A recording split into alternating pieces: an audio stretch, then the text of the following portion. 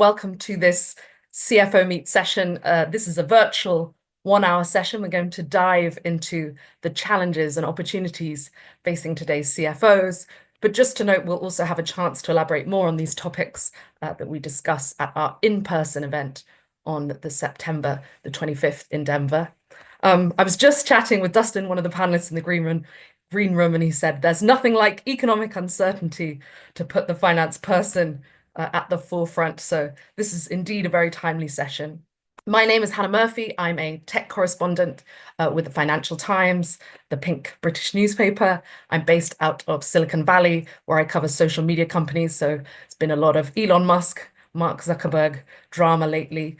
In my nearly decade at the FT, I've also previously covered areas including banking, trading, fintech, and cybersecurity.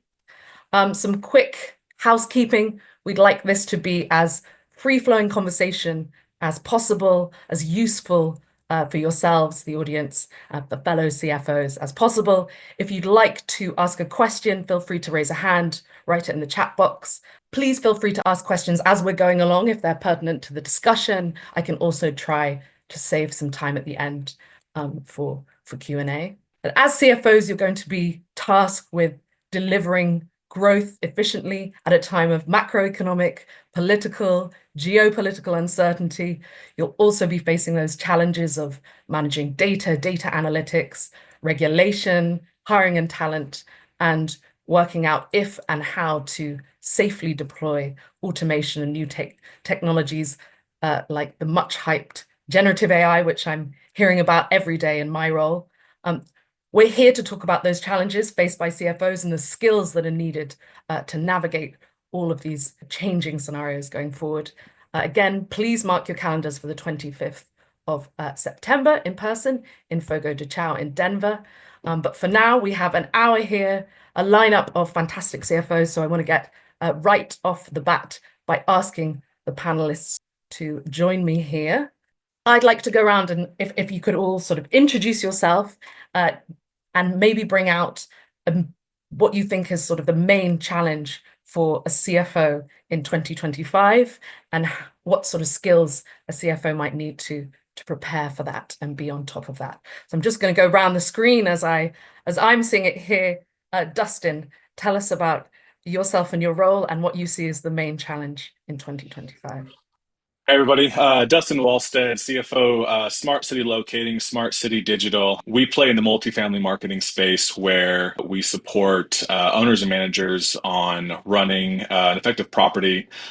We do a lot of content marketing, digital marketing, and then apartment locating and brokerages. So we have a footprint in Denver. We have a nationwide presence. But the biggest thing I think right now that was top of mind for me is really being sensitive to my vendors and my partners in what they are working through. I've got different people right now in my inbox saying that their economic problems are going to become my economic problems, and so how do I protect my business with not only what the macroeconomics are doing to that, but also what to my direct partnerships are being influenced with, cost constraints, capital concerns, debt service issues, and so navigating those waters is very quickly becoming top of mind for me. What have you learned so far? Sort of what's working and what's not? Have you had to implement something sort of Yeah. strategic there? At the end of the day, it's still relationship based. These are people who are dealing with a problem today, but they're going to figure it out. And so, what I'm making sure that we are hedging against is making a short term decision when there's a long term partnership opportunity. And so, there's a few clients and partners that I've had to work with and said, "Hey, I understand that you have a capital constraint or you've got a cash flow problem. We're going to do our best to help you weather that storm to make sure that when you are prepared and you are buttoned up again, we can resume our partnership. And we are still people, and we are a service. And at the end of the day, we want to make sure that we're being fair, and so that we can not burn any bridges because. Depending on your industry, I mean, a lot of them, once you get to a certain level, they're a really big, small group. Angela, I see you nodding there a bit. Is that you facing sort of similar issues? tell us a bit about yourself and your challenge. Absolutely. I'm Angela Brickmont, CFO at Denver Water. We serve 1.5 million people in Colorado, basically a little over a quarter of the state. I was sharing earlier that the challenges we face sort of just never end at this point. I used to just worry about things like, where are we going to get the rest of the water supply? But now we have to worry about fires. We have to worry about lots of government regulations. We have a $500 million program to remove all lead lines and a little squirrely market to be issuing debt in at this point in time.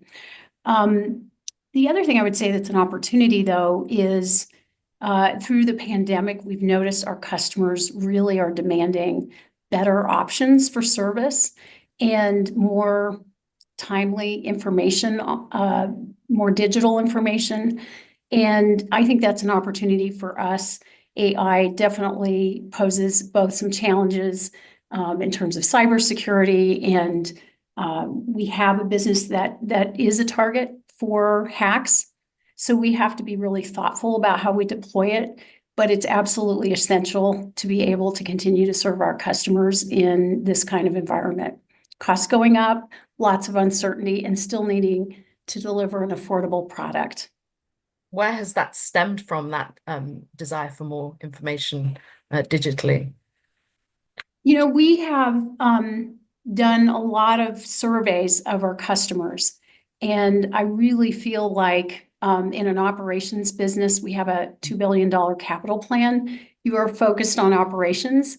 And I would say during the pandemic, we frankly got behind in keeping up with customer expectations for service.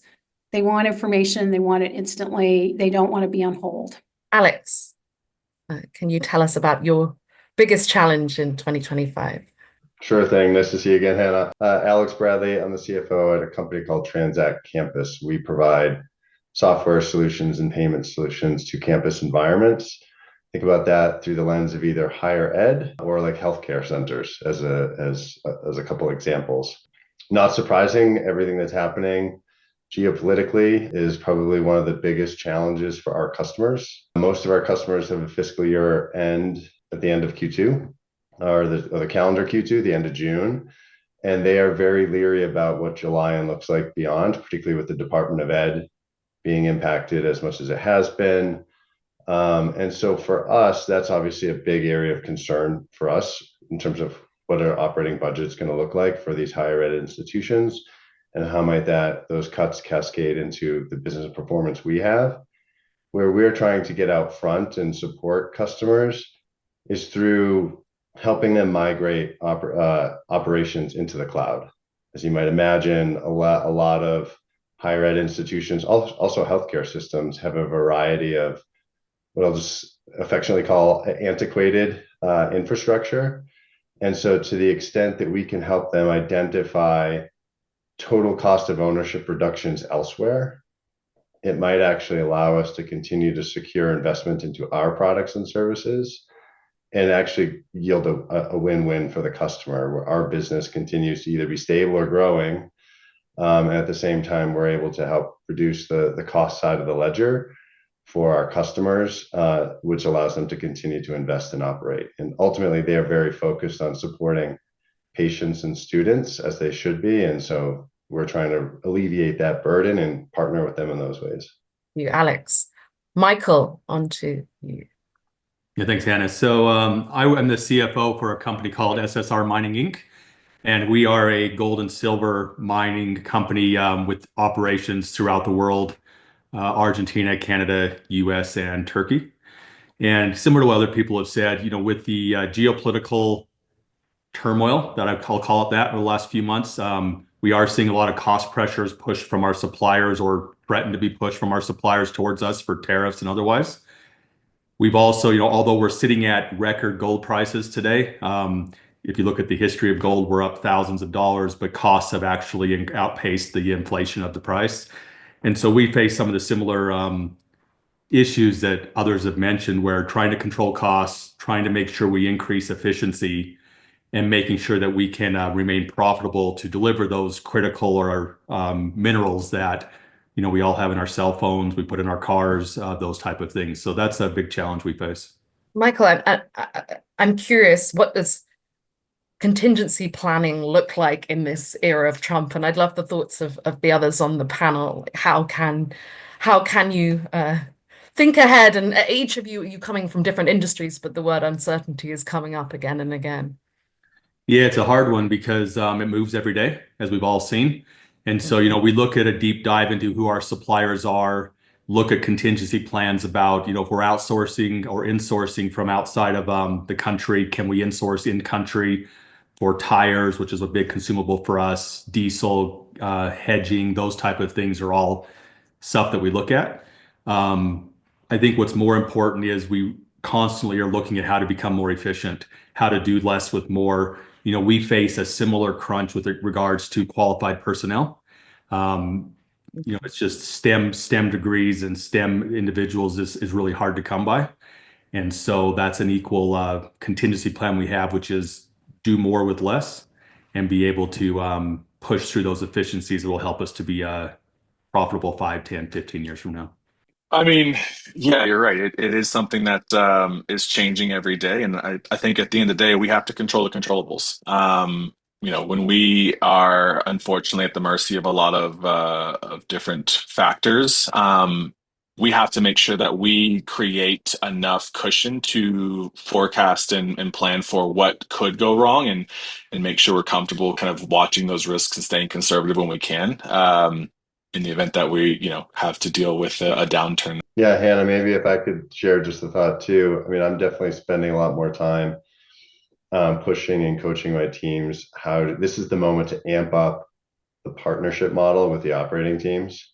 And what I mean by that is really working upstream and understanding the input metrics of the business. And that's where the levers reside, right? And so it's very easy in an environment like this for folks across the business to get distracted. The more that we can remain focused on the material items, it just allows us to operate with excellence, right? Oftentimes in these environments, it is just doing what you do well, and not allowing yourself to be distracted. And so we're having just a lot more touch points, a lot more interactions, and actually kind of ruthless prioritization, because we need to create space for the unexpected, knowing that the unexpected is actually going to transpire. We will have to adapt and adjust. And so we're making some pretty tough choices just about where we spend our time and energy. And so that's, one thing I want to share with the group. Ruthless prioritization, is that the same with you? Yeah, I was going to say we have a group that does enterprise-wide prioritization of these capital projects, and it is never over. It's almost being done. We used to do it once a year, but real time, which projects move up because of the conditions, which projects have to move out. So just constantly thinking about those business cases and the environment and being able to react quickly. Like the other said, we deal in pipes and a lot of underground stuff as well as high tech for running treatment plants. We have to know where all of those materials are coming from and are reanalyzing what are the costs and where do we source them from. I'm curious at a moment like this, if there are particular people you end up working with more inside your business or less. Are there relationships that are fruitful, or ones where you feel like a particular role on the C-suite or elsewhere you're coming up against more? What are some of those dynamics as a leader, as a CFO? We work a lot with the supply chain right now to be able to forecast, what are the key vendors and understanding which of those may be subject to these tariffs and things. And so that allows us to do a lot better of our forecasting, contingency planning.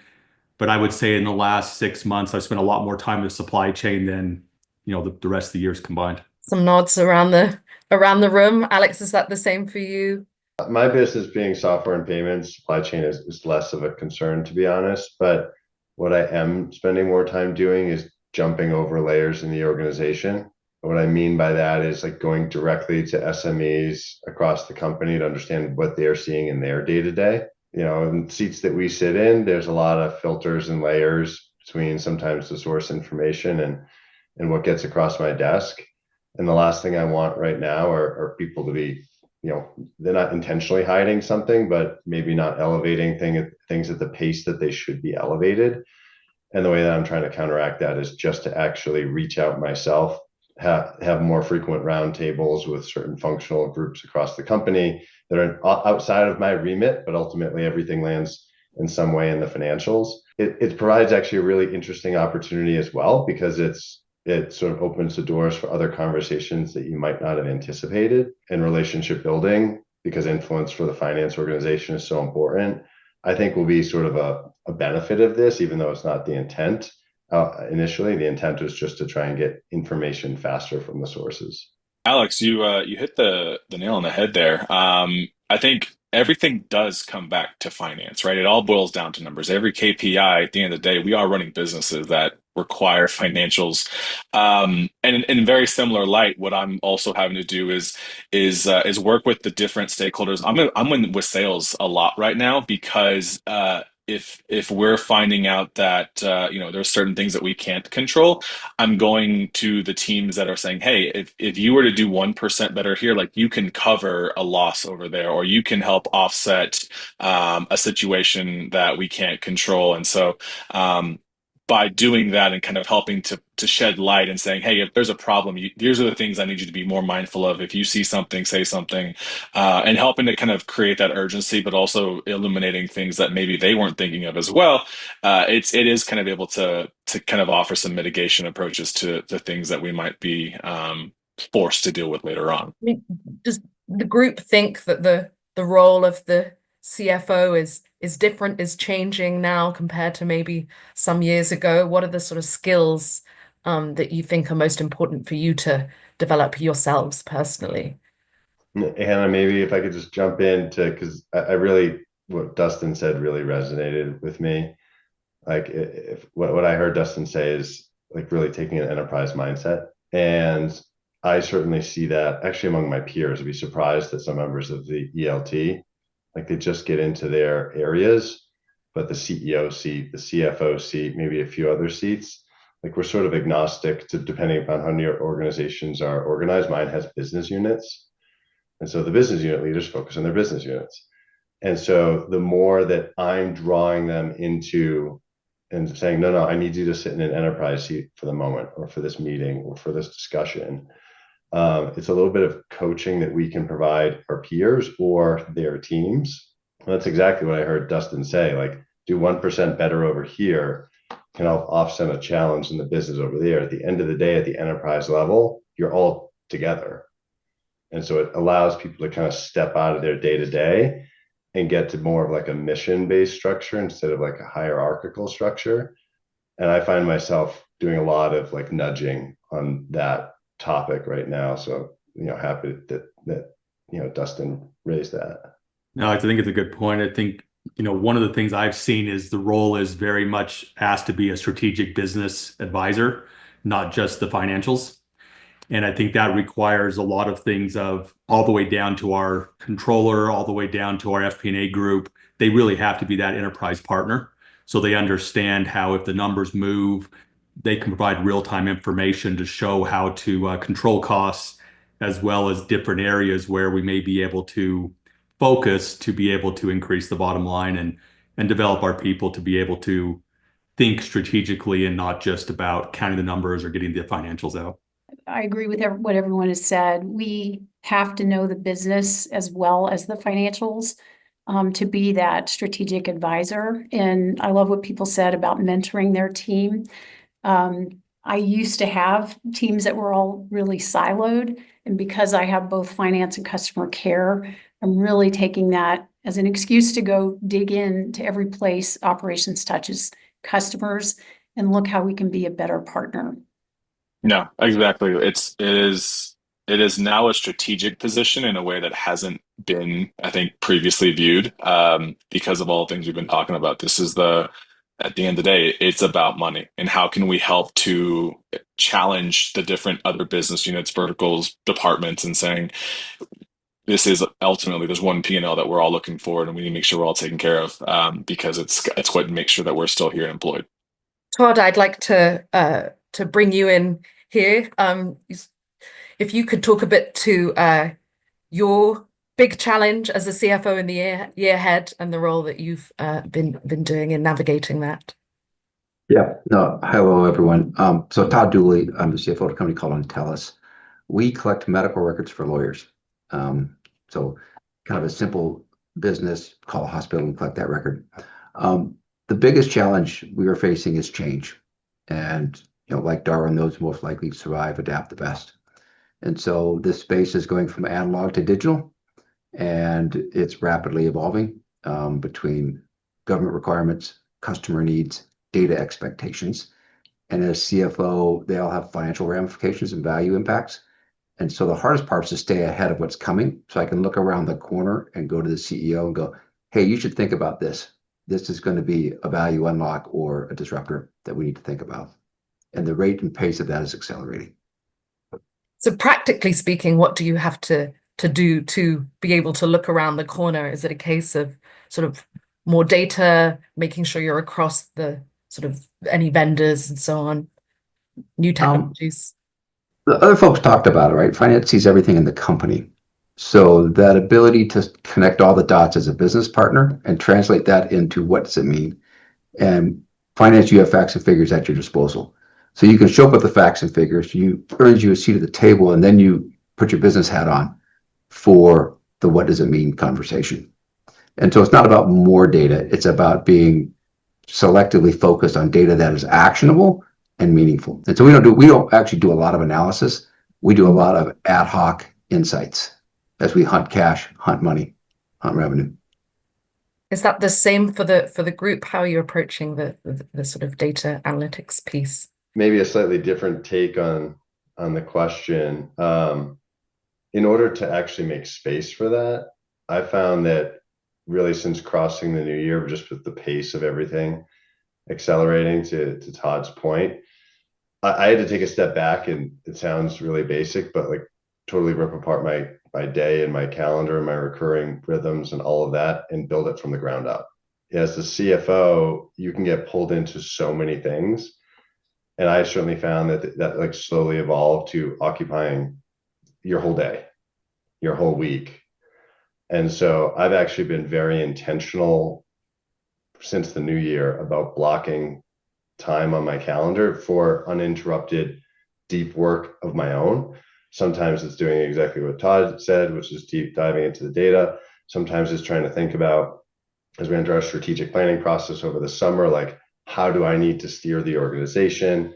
Sometimes it's, okay, here's this ask is coming in. How can I delegate it to a member of my team and ask them to step into it? But what gaps might they have, and how do I coach them through that? And I'm finding that I'm spending a lot more of my time actually trying to time box time for myself, because that's how I will then get leverage. The team will get leverage. The organization will get leverage to work on those things that are most impactful. Otherwise, it sort of feels like you just jump from topic to topic. And at the end of the day, if you truly self-reflect, as I was trying to do, you're like, what did I accomplish today? I spoke in a lot of different topics, but like, what impact did I necessarily have? And since I made that change in my time management, as basic as it sounds, I think I've actually had the ability to move the needle on a few things faster and to a greater degree than I probably would have done otherwise. Echoing, I think Alex and I must be on the same wavelength. I've had to completely shift not only my day, but also my support. So I just got back from our culture index, which is a great tool for understanding your people. But what I was finding out was I wasn't working as efficiently because I was, again, the doer versus the delegator. And so I saw a quote that it really resonated with me. It was that a fully exploited strength is 10 times more valuable than a marginally improved weakness. And I think in addition to kind of making sure that we're taking care of our time, it's also finding the strengths of the people around us to make sure that we are truly leveraging them to the fullest extent and finding quickly ways to offset or complement them in the event that that person isn't able to do their job. So yeah, I've definitely had to restructure my approach to pretty much get prepared for what has already been so far a very chaotic and tumultuous time to be a support and resource for the company. I have been in the whole organization has been very strategic in growing our leadership.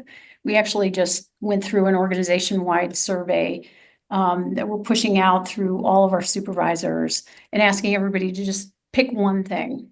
Something as simple as, making sure they're connected with the business, and recognizing their accomplishments, letting them know we have a great future. You cannot spend enough time engaging your team. And I sort of feel like my number one job is making sure they are making those connections.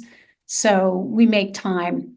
And I think it's even more important now when things are moving so fast that you actually create space for your leaders to have some of that time that we all need to actually get things done. I agree exactly what you said. One of the things that I noticed when I first took into the role was the amount of data we were collecting did not align to the data we were actually looking at to make decisions. And so, for example, we had a 30-page report that took forever to put together every month. And I started asking, who looks at this? What do we use it for? And we went all the way up the chain, and no one could actually answer what that report was for. So I just said, stop doing it. And that was 3 years ago. And no one's missed that 30-page report, which was a complete waste of time. And so I think as you develop your leaders, one of the things we're really focused on is being able to focus on making sure they're focused on the right things, and then giving them opportunities to get in front of the executive team or the board of directors to present that strategic analysis that they're doing in short snippets, because that's how they'd be able to feel like they're part of the bigger group. It gives them the face time that they're all looking for. And that's been pretty successful for us as we think through streamlining efficiency and then giving those targeted opportunities to present and get that face time that'll help them to grow and think more along those lines. I'm curious what you think the main mistakes that a CFO make are. Are there any instances where you sort of learned a big lesson, a crisis moment you can walk us through? Who'd like to go? Anyone want to jump in first on that one? I can jump in. I've been fired before, so that would be a mistake. Sitting in the CFO seat, you've got to have the connection with the board. And if you don't have that connection with the board and the CEO, you're not going to last long, no matter what you do. And that connection with the board is as much business intellect as it is relationships. And when you say business intellect, what do you mean there? It's just running the business and understanding what's going on and how value is being created. You can have those conversations, but if they don't connect with you, they don't understand where you're going, they don't see the progress that you're making, your time is going to be measured, especially in private equity, which is most of my background. And so when you join a company, truly understanding that relationship, how decisions get made, the rate and pace, how much patience people may or may not have to do it quick and not right, or do it a little slower but right, is super important, because you may not be the right fit no matter how smart you are. I agree with what Todd just said wholeheartedly. I think if you don't invest enough in relationships, then when you're taking an action, the risk is how the organization, your team, external constituents perceive the intent of your action. And what I found is that even when the intent is you have to make a challenging decision, if you have the relationship to lean into, people will seek to actually understand the intent and why that outcome is important to achieve.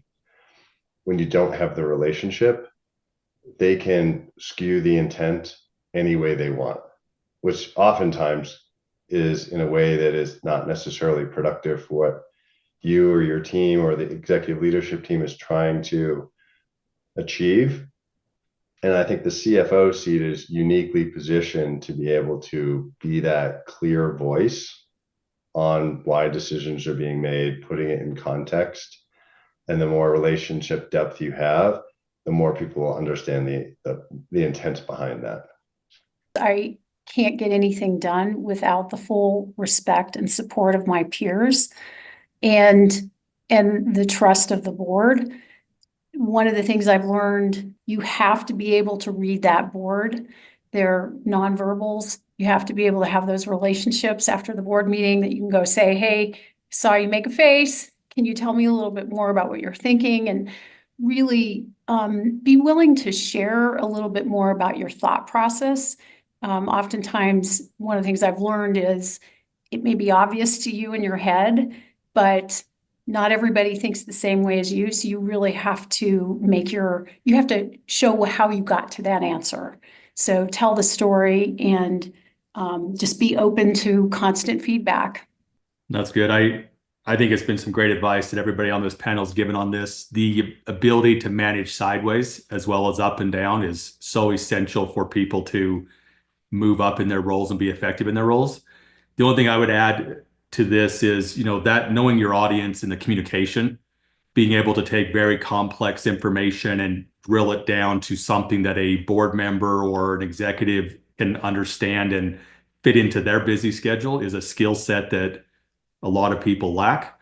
And I think it's something we all have to focus on constantly, which is to understand, here's my big data, what is actually the most important points, and then know how to give those across, because every board member or other executives have their own nuances of what they care about. My operators care way more about certain things than my project delivery guys do, and being able to tailor that message to kind of hit all of them is really important. And the other skill I've found that's really helpful is get that consensus building before you go in the meeting. So if you know someone's going to be really tied up on the numbers and want to do a deep dive, have that deep dive before the board meeting so that it doesn't distract from the board meeting and then bring a bunch of other individuals into that conversation, which a lot of times can go off the rails and result in more work, which is what we really need to try to avoid. I definitely think one thing that this role typically gets caught up in is that we will overanalyze and inundate people with information. And so as you're doing the building consensus, as you're working through your relationships, one strategy that's helped me a lot is to one, have somebody who I can kind of make sure I've run this by before I go present to a larger group, just to make sure I'm being concise. But then two, a helpful tactic has been to flip the question and not saying versus posing it as, do you understand? Where it's to say, what should I clarify further? To make sure that my audience is truly getting the full picture of what I'm trying to convey, but put the onus on myself that like, hey, I understand that we probably went through something fairly complicated. Like what can I make sure I'm clarifying further that I'm not being complete on, so that we all have consensus and can go accomplish what we need to accomplish. We're talking about sort of relationships, vertically, horizontally. I'm curious, that relationship with the CEO, what does a good positive relationship look like? How do you know when it's not working? What can you do to rescue it and make sure that's on track? Are you often seen as the gatekeeper and the bad guy? How do you fight that? I'll jump in real fast. You have to be able to have healthy conflict. The CEO and I will regularly butt heads, but you also have to have that trust between the two of you, that you understand that you are both looking and making the right business decision. But I have been in positions and I've had colleagues who have said like, hey, it is a very much passive aggressive or we're operating independently in different silos. And so if you do not have a healthy dialogue with healthy conflict and tension, you're doing your company a disservice by the two parties not being able to argue and debate and run through things and perspective take when necessary, but not being conflict avoidant with that very strategic partner you have to have. My relationship with the CEO is we're more interchangeable, and he worries about culture, and I'm the bad guy worrying about performance. And so many people on the leadership team say they have two bosses. And so that's the role he wants me to play, and I'm happy to do it because that's what a CFO is good at. Sort of good cop, bad cop, need both to run the business. Yeah, and he gets busy with other things, right? So people know that when I step into a meeting, I carry his voice in that conversation, and we make decisions without him. So to some extent, we are a self-managed team, many days of the week. It's all about credibility. You have to be known as a business leader first. The C stands for a leader, the X is your function, the O is being able to organize, communicate, align across the company. In my case, I was able to come in and help lay out a new product strategy, a new company strategy that unlocked a lot of value, and everything that we've generally looked at has generated between $2 and $10 million of EBITDA inside 90 days. And so that credibility allows me to have that outside voice about what I think we should be doing.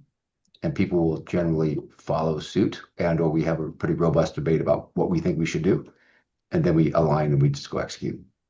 I'm curious to all about how you handle new technologies like a generative AI boom, where there's a lot of hype, how you approach that again as sort of holding the purse strings, but also a lot of pressure when there's so many headlines. I can say as someone in the media about how the potential opportunities and also risks here.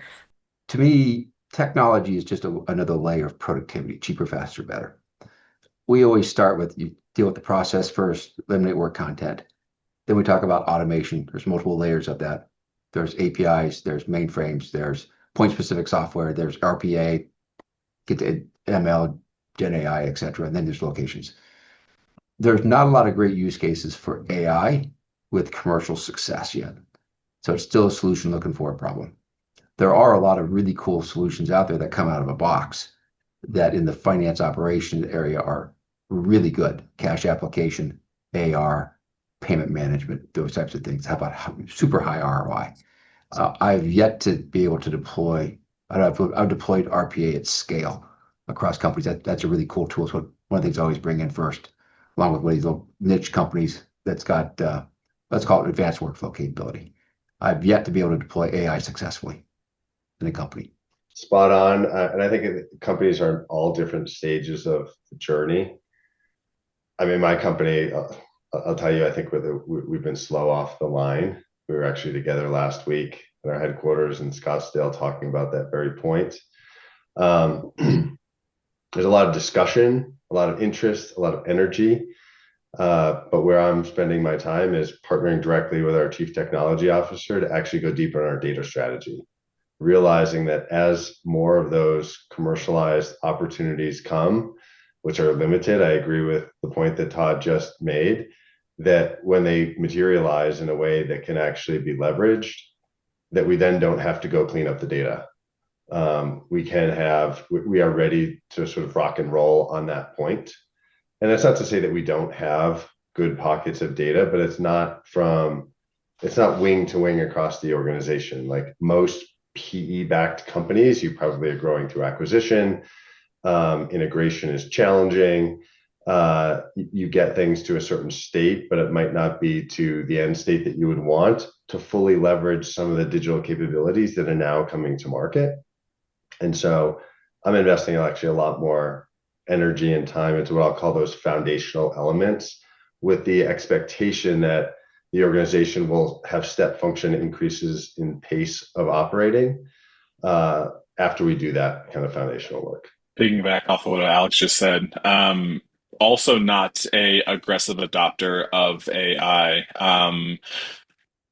Does everyone remember blockchain and how that was going to change the companies and everything too? Like, I think one, for everything everyone said, same reason. The other opinion I'll add about AI is I have a thesis that, it can be deployed well in certain niche environments, but I'm seeing a lot of buzz and a lot of AI deployed consumer facing, and it is quickly becoming a diminishing point where, I mean, how many of us are going to call an enterprise company up and then swear or hit 0 to talk to a person versus their automated phone tree?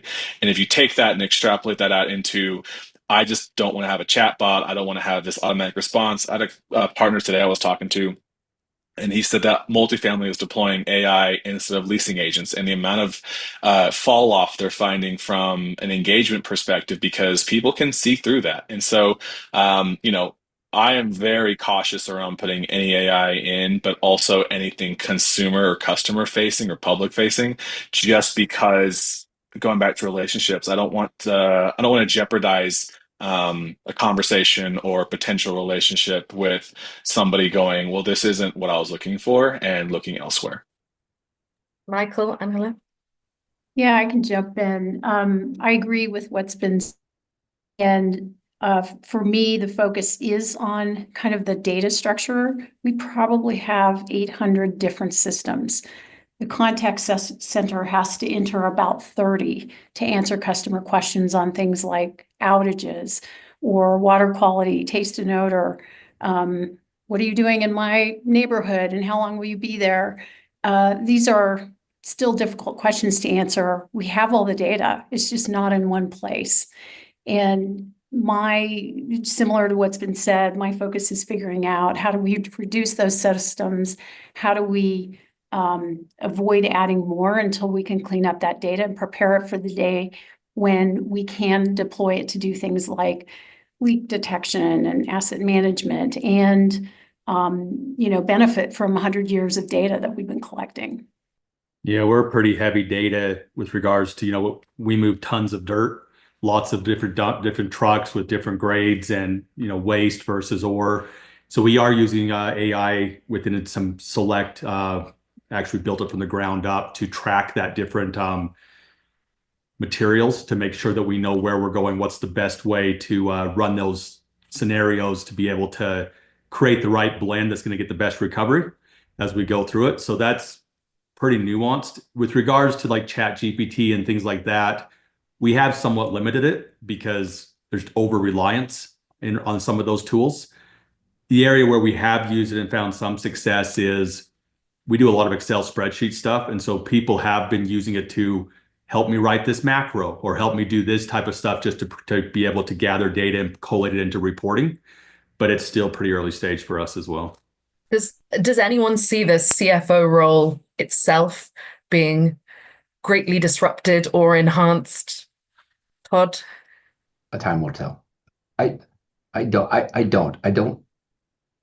don't see how I can leverage AI successfully in what I do.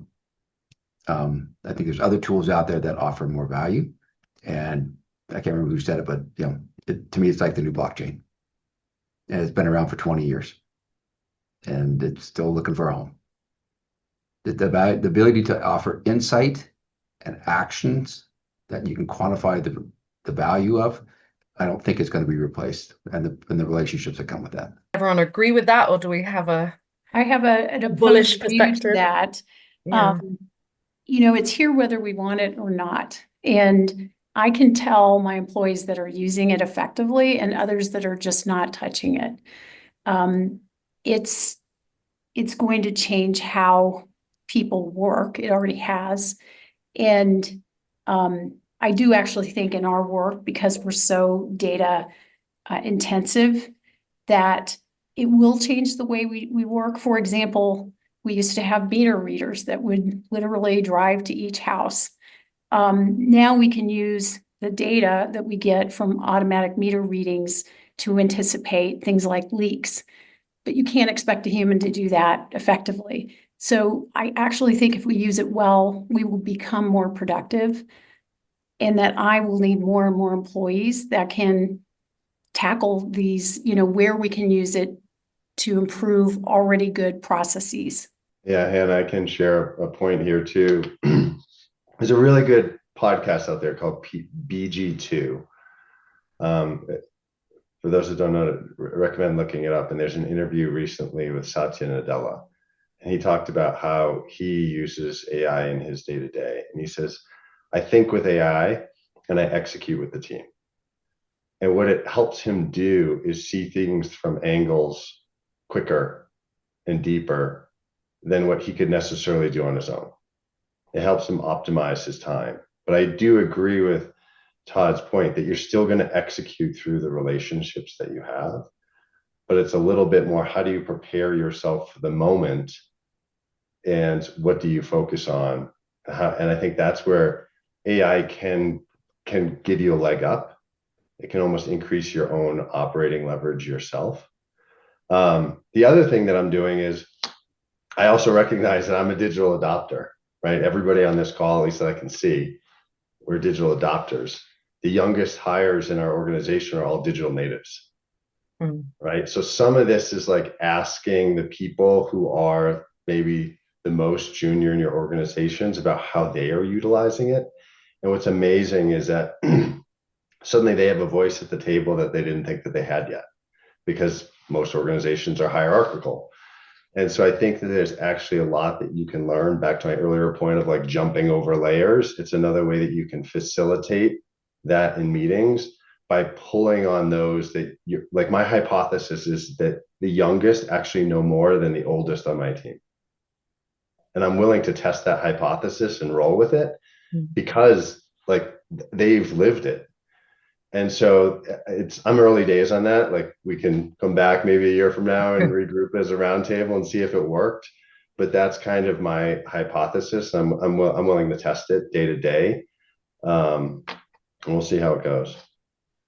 Sounds good. We can do the 1 year follow-up on empowering the younger employees around AI and see if it's been better or for worse.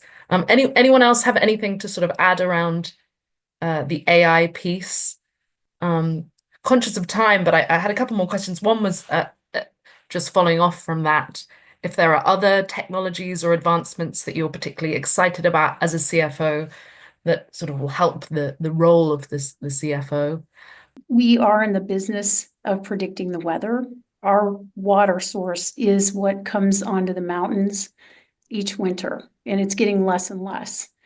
And one of the ways to predict, do we have enough? Does it have enough moisture? Is it falling in the right places where we can collect it?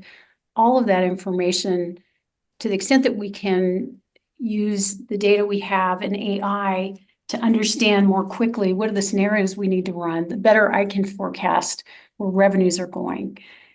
Things like customer usage patterns. I think there's a lot of ways to help me as a CFO do my job better if we can harness that quicker. And, I know the people that rate my bonds are looking at issues like how susceptible we are to droughts and fires. I need to be able to tell that story in a way that doesn't require me to spend, days and days analyzing that. So I think it's exciting. I am looking forward to be able to tell the stories with all the information we have, if I can organize it. There's a lot of really good tools out there. I tend to be a big fan of RPA because you can do that. And you can teach it, a person on the finance team in ops how to use it and automate, get fingers off a keyboard. You don't have to wait for IT to help you. The financial operations tools have come a long way in a short amount of time. They're going to continue to evolve. So think about the day-to-day of reconciliation, cash application, those types of things you can eliminate a tremendous amount of work in a hurry. And so I tend to focus on the more blocking and tackling, tried and true technologies and workflow technologies that have quick instantaneous returns that develop people, that free up capacity to go do other things. Sometimes on these panels, there are sort of first-time CFOs, CISOs, CIOs, whatever the panels are, and I'm curious what advice you would give to a first-time CFO coming in to a company. What next? How would you approach that? CFOs, you exist to create value. And so that ability to create some sort of value in the first 30 or 60 days sets your credibility. The ability to articulate clearly your roadmap of how it aligns to the company's trajectory and how you can help make the company better financially, and then execute against it. To me, those are the two key things. In the case of Ontellus, I'd been here 35 days and found $10 million of revenue leakage. First thing out of the door. And KPMG and Deloitte both missed it in quality of earnings due diligence. And that cemented my ability to go hunt in revenue across the organization. And I think we're totaling $30 million, $40 million of revenue we found either through new products, leakage, or optimization with the credibility that came from the first onboarding sessions. Rats. Can you tell us a little bit more about how you did that? Yeah, it's the same thing the board asked me. It wasn't obvious, right? If you talk to everyone, everyone's buttoned down. But if you come up from an operations hat, you've got an operations team that is paddling like heck to get orders completed. You've got an accounting team that's not doing proper reconciliations on a balance sheet, which basically is a prepaid account, because cash goes out the door. You have a billing team that can't send out accurate invoices because the operating data is not exactly right. And you have somebody inside, deep in the organization, like 4 levels down, writing checks for $15 million a month, and they're not putting in any systems anywhere. And so the pieces and parts aren't flowing.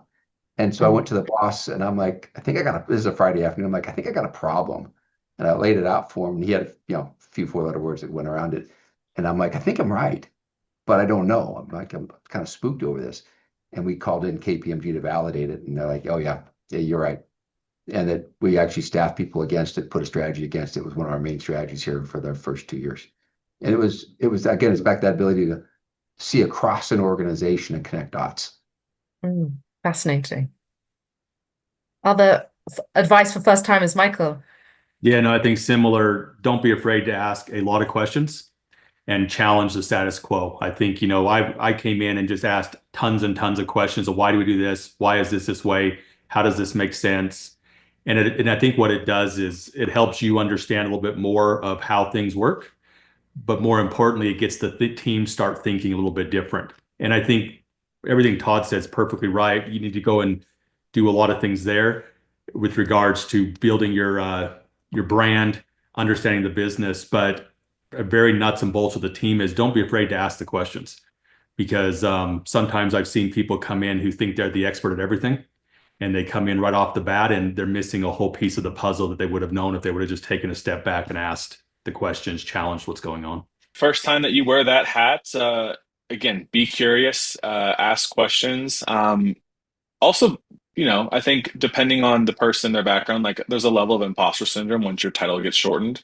And a good reminder is that like you earn the right to be in the room. And so trust yourself that, you can use the curiosity, the questions to kind of lean more into your analytical side and say, hey, that I want to understand more. I want to look for that value. I want to find the issues there. And then just honestly, I think a lot of times doing the work helps to kind of reassure you that like you're on the right trajectory with what you're looking for. Alex, Angela?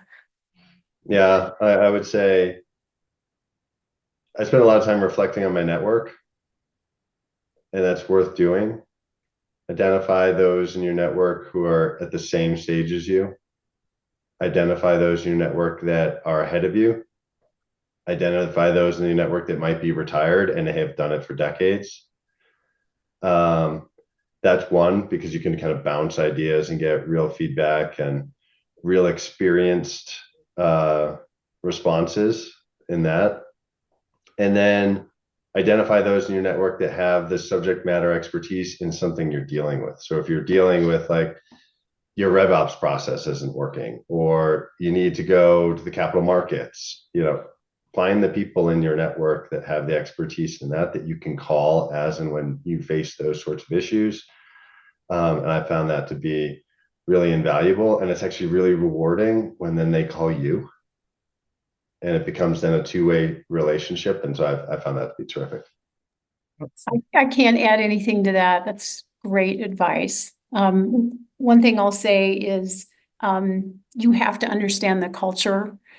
And one of the mistakes I made is going on Angela's time and realizing even if the board wants you to go there, if the entire organization isn't ready, you've got an issue. And don't be afraid to ask for help. Reach out to your peers. Not everybody walks into a situation that's perfect and doesn't need fixing. So yeah, to hit up your peers and make sure that you don't forget to not only lead your team, but lead them well with your peers and the board.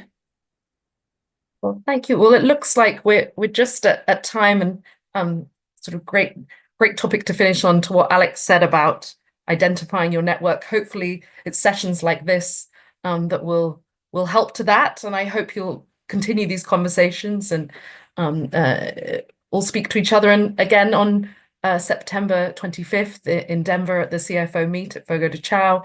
Hopefully we can continue on there. So I'd like to thank the audience and also all the panelists for attending and for a great conversation. I realize it's an extremely busy moment to take an hour out of your day, so greatly appreciative, and I hope you have a good rest of the week and weekend.